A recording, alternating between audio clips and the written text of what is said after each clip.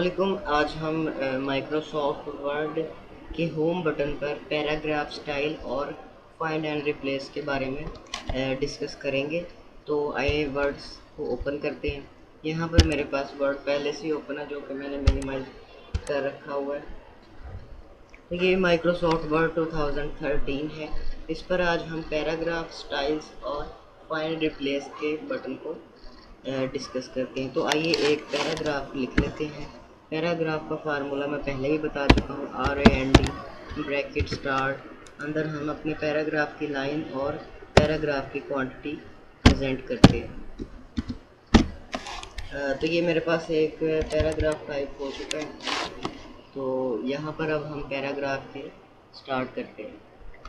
तो first of all यहाँ पर हमारे पास कुछ बुलेट्स हैं। बुलेट्स होते हैं, हमने अपने पैराग्राफ के पर हर पैराग्राफ के ऊपर किसी एक टाइप का सिंबल लगाना होता है। वो सिंबल हमारे कुछ शेप्स में भी हो सकता है और कुछ काउंटिंग में भी हो सकता है और कुछ नंबरिंग में भी हो सकता है। तो यहाँ पर मैं इस पैराग्राफ को सिलेक्ट कर लेता हूँ। तो इस पैराग्राफ को मैंने सिलेक्ट कर लिया और अब मैं बुलेट्स के बटन को ओके करता हूँ। तो यहाँ पर ये कुछ शेप्स की सूरत में जो है बुलेट्स यहाँ पर दिखाई दे रहे हैं। तो इनमें से मैं किस भी बुलेट को सिलेक्ट कर सकता हूँ। ठीक है, अगर मैं कंट्रोल ए से यानी कि सिलेक्ट ऑल के ऑप्शन को क्लिक करूँ तो यहाँ से अगर मैं बुलेट को ऑप्शन को क्लिक करूँ तो ये देखें, ये पूरे के पूरे डॉक्यूमेंट के हर पैराग्राफ को ये बुलेट्स लग चुके हैं। नेक्स्ट आ जाता है काउंटिंग में। अगर मैं अपने डॉक्यूमेंट को पैराग्राफ को काउंटिंग देना चाह रहा हूँ 1 2 3 में, 1 2 3 ब्रैकेट्स में रोमन काउंटिंग या ABC या किसी भी टाइप की यहाँ पर काउंटिंग देना चाह रहा हूँ तो मैं इधर से इसको सिलेक्ट कर सकता हूँ। नेक्स्ट यहाँ पर बुलेट्स के थोड़े से और डिफरेंट स्टाइल यहाँ पर प्रेजेंट किए जा रही हैं। आर्टिकल्स और हेडिंग की सूरत में हमें प्रेजेंट कर रहे हैं। ये देखें, ये आर्टिकल और हेडिंग की सूरत में हमें शो करवा रहा है, आर्टिकल 1 आर्टिकल 2। तो मैं सिंपल इसको काउंटिंग में दे देता हूँ, आर्टिकल्स को मैं नन कर देता हूँ। ठीक है, नेक्स्ट हमारे पास आ जाता है, इसको मैं करंट कंडीशन में ले आऊँ पहले। नेक्स्ट हमारे पास आ जाता है increase intent and decrease intent. ये पेज का मार्जिन सेट करने के लिए हम इसको इस्तेमाल करते हैं। इस पैराग्राफ को मैं चाह रहा हूँ कि ये पेज के इंडेंट को यहाँ से इंक्रीज करता जाए, तो ये साइज़ के मार्जिन को इंक्रीज करता जा रहा है। अगर मैं डिक्रीज़ करूँ तो ये मार्जिन को डिक्रीज करता जाएगा। तो ये ऑप्शन की भी आपको समझ आ गई होगी कि हमने अपने पैराग्राफ के मार्जिन को, या अगर मैं सिलेक्ट ऑल करूं और पूरे पेज के पैराग्राफ को डिक्रीज इंक्रीज करूं तो ये पेज के जो मार्जिन है इसको डिक्रीज और इंक्रीज करेगा। मैं वापस आ जाता हूँ। नेक्स्ट हमारे पास आ जाता है ये पैराग्राफ अलाइनमेंट्स। ठीक है, डायरेक्शन, यानी कि नॉर्मली हम जब इंग्लिश टाइप कर रहे होते हैं हम left to right direction use कर रहे होते हैं, यानी कि लेफ़्ट साइड से राइट साइड की तरफ जा रहे होते हैं। तो नॉर्मली जब हम उर्दू टाइप करते हैं तो हमें ज़रूरत होती है हम राइट साइड से लेफ़्ट साइड की तरफ टाइपिंग करें, तो इसके लिए हम इसका इस्तेमाल करते हैं। इसको मैं राइट टू लेफ़्ट डायरेक्शन, यहाँ पर ये आपको मैं दिखा देता हूँ, right to left text direction.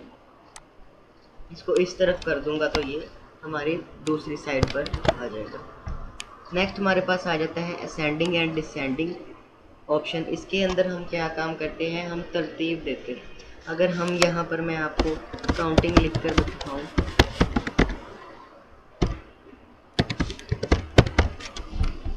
अब मैं इस काउंटिंग को असेंडिंग और डिसेंडिंग मीन्स के तरतीब वाइज दिखाना चाह रहा हूँ।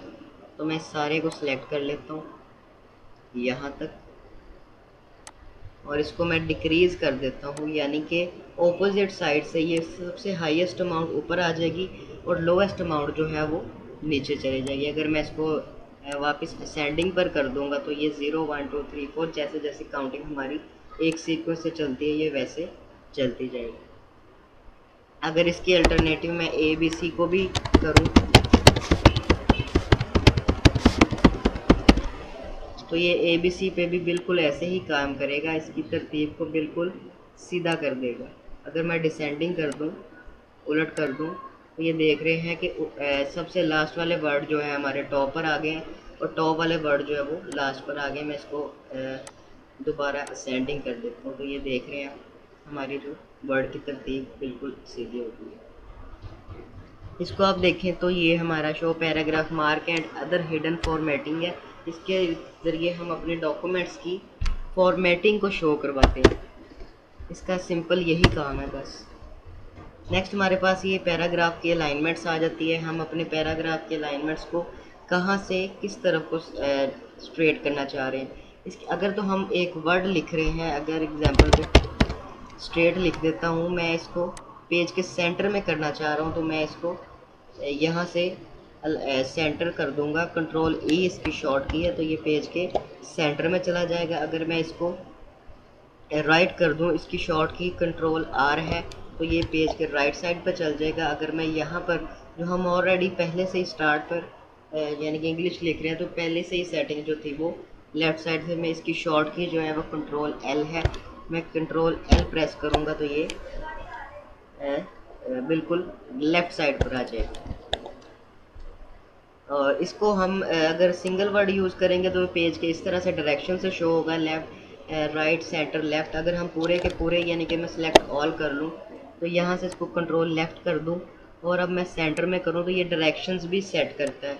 अब ये देखें सेंटर वाली जो लाइन है वो बिल्कुल स्ट्रेट है, बाकी जितनी भी एडजस्टमेंट है वो राइट साइड पर और लेफ़्ट साइड पर हमें दिखाई दे रही है। अगर मैं कंट्रोल आर कर दूं तो आप देखें जितनी भी एडजस्टमेंट्स है वो सारी की सारी लेफ़्ट साइड पर चली गई हैं और हमारी जो राइट साइड है वो बिल्कुल स्ट्रेट हो चुकी है। और फोर्थ हमारी यहाँ पर कंट्रोल जस्टिफाई यानी कि कंट्रोल जे, अगर हम जस्टिफाई कर दें तो हमारा बोथ साइड यानी कि लेफ़्ट और राइट दोनों बिल्कुल एक्यूरेट हो जाएंगी और लाइनों की जितनी भी एडजस्टमेंट है वो सारी की सारी डाउन पर जाती जाएंगी। मैं इसको जस्टिफाई कर दूंगा तो ये आप डॉक्यूमेंट देखें, ये हमारा बिल्कुल दोनों साइडों से बिल्कुल इक्वल हो चुका है। और ये नॉर्मली सबसे कह लें कि जो एक्यूरेट शो करवाने के लिए मेथड है वो जस्टिफाई होता है। नेक्स्ट हमारे पास जो है वो यहाँ पर है लाइन स्पेसिंग है, हम लाइन के दरमियान कितना फासला देना चाह रहे हैं। यहाँ पर मैं इसकी लाइन स्पेसिंग को बढ़ाना चाह रहा हूँ तो मैं यहाँ से ज़्यादा कर दूँगा, अगर मैं कम करना चाह रहा हूँ मैं 0 पॉइंट कर दूँगा।